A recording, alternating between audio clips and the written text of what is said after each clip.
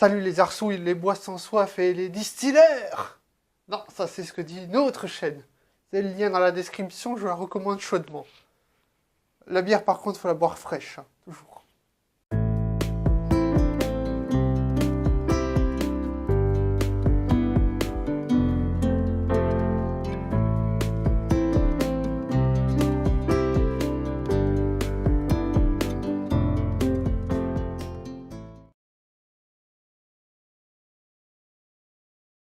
Alors, nous allons nous retrouver pour une canette de schlag à nouveau. Une canette de schlag de punk à chien, de soifard. Une mauvaise bière. Si on burait de la bonne bière, ce serait pas marrant, hein. Alors, la 10 de chez U, 10% d'alcool pour 1 euro. 1 euro 10 comme ça, 10-20. Je sais plus trop le prix. Mais voilà, c'est ultra pas cher. C'est ultra fort. Bière blonde extra fort. Et voilà, donc on est là pour une dégustation de schlag. Pour cette bière de schlag. Dans un verre de bonne prestance. Parce que c'est important de boire dans un verre de bonne prestance. Alors, avant de commencer la dégustation, plutôt la séance de torture, je vais m'ouvrir légalement. Boire ou conduire, il faut choisir. Boire trop, c'est pas bon pour la santé. Et boire quand t'as moins de 18 ans, c'est interdit, il faut pas le faire. Ou alors tu demandes à ta mère, et là, c'est pas mon problème. Ben voilà, ben l'essentiel est dit. Maintenant, place au chapeau de la débauche. Et voilà, rempli de poussière, mais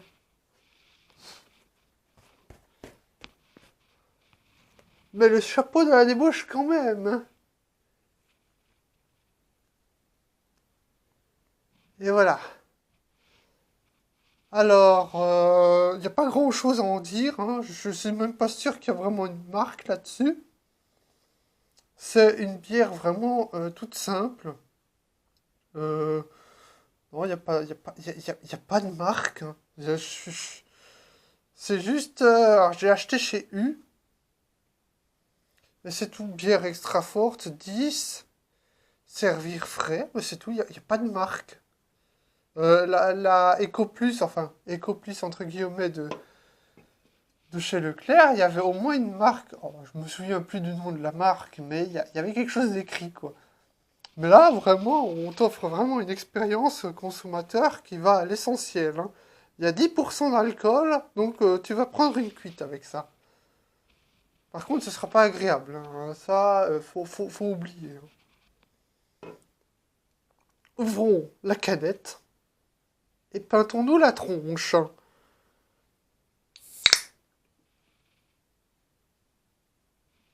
Waouh! Ah, canette difficile à ouvrir, hein. Je sais pas si c'est un avertissement, mais elle était vraiment dure à ouvrir. Wow, l'odeur, les bières fortes, l'odeur, elle se sort de la canette rapidement. C'était déjà le cas pour la Fax. La Fax, dont l'odeur est sortie de la canette à une vitesse. Alors, c'est les effluves d'alcool, hein, qui tirent les odeurs. Et voilà. Et c'est vraiment une odeur comme ça qui sort. C'est pas une bonne odeur, je vous préviens tout de suite. Ça sent la bière. De prime abord, elle a pas l'air trop désagréable.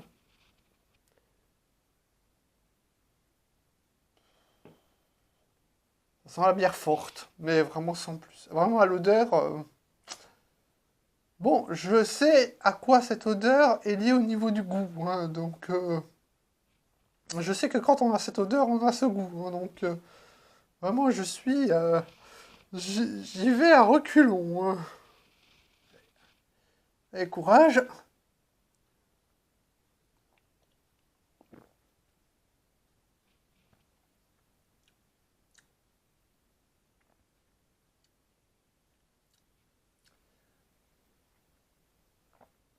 Un peu, c'est quoi ça?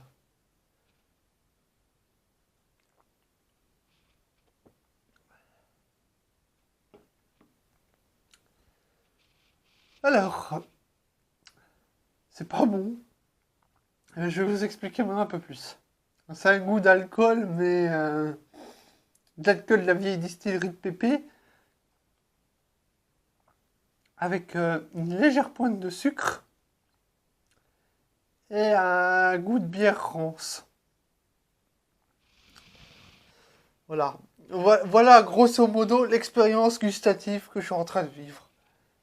Un goût de vieille bière rance avec de l'alcool et une pointe de sucre. La pointe de sucre, c'était sûrement pour dissimuler un goût suspect. Enfin, je sais pas. On va voir maintenant à quoi ressemble cette beauté.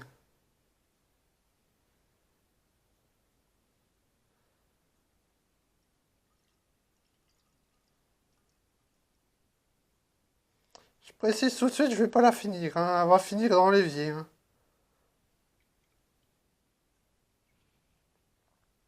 Par contre, cette canette, elle reste dans ma collection, hein. Parce que les mauvaises canettes que je bois, j'en fais la collection. Enfin, il y en a qu'une pour l'instant, hein.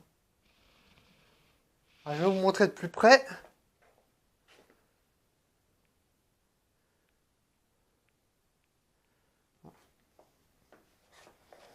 Bah, c'est une blonde industrielle foncée. Et voilà, il n'y a pas grand-chose à en dire, hein. Euh, Contient du malt d'orge et des sulfites. Je veux même pas savoir ce que c'est les sulfites, mais c'est pas bon, hein. C'est tout, hein, conservé au frais, avant ouverture, conservé dans un endroit frais et sec, à l'abri de la lumière et de la chaleur. Bla bla bla. Bon, ça fait un mois que c'est dans mon frigo, donc y a pas de souci. Ouais, il y a vraiment cette odeur de bière industrielle qui a été chargée en sirop de glucose industriel pour avoir moins de fermentation haute en alcool. Et à mon avis, elle n'a pas tout à fait fini de fermenter, d'où ce léger goût sucré. C'est cette pointe de sucre que j'ai senti. À moins que ça ait été rajouté pour faire un peu cache-misère, mais enfin, quand même bizarre.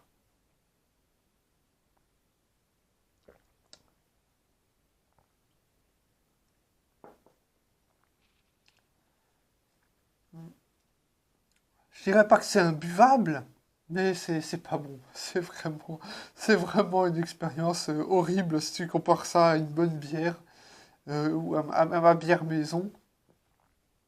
Après, elle est pas amère, elle est très peu houblonnée, j'ai l'impression. Logique, ça coûte cher le houblon. C'est ce qui coûte le plus cher en ingrédients.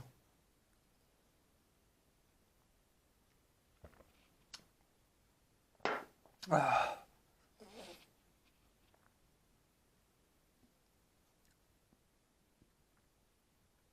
Ouais, ouais, comment dire? Ah, faut vraiment pas avoir de thunes pour s'acheter ça, pour se pinter la tronche. Je juge personne, hein, mais c'est vraiment pas top, hein.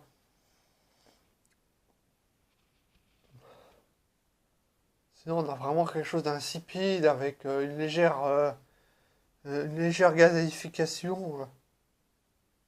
Au niveau des bulles, c'est vraiment léger, hein. Vraiment le minimum syndical, hein. Au niveau de l'odeur, ouais, c'est vraiment cette odeur d'alcool. J'ai bu des bières artisanales belges fortes. Il y en a une qui était vraiment mauvaise, mais je soupçonne qu'elle avait tourné. Oui, t'as toujours quelque chose qui accompagne l'odeur d'alcool.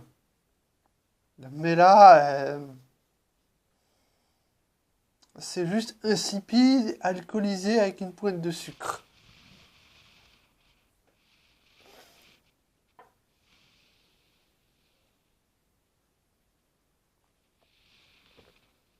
Pourquoi je continue de boire, moi, en fait? Enfin bref, on s'en doutait depuis le début, c'est pas bon, c'est pas cher et haut en alcool, pour certains ça suffise. Et voilà, il y a pas grand-chose à ajouter. C'est une bière forte, pas chère et pas terrible, hein.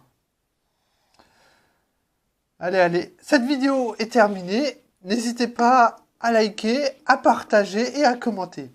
Abonnez-vous à la chaîne The Randonneur 68 si ce n'est déjà fait.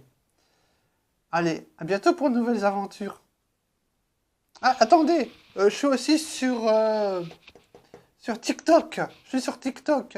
Vous me trouverez facilement sur TikTok, The Randonneur 68. Allez, à bientôt pour de nouvelles aventures.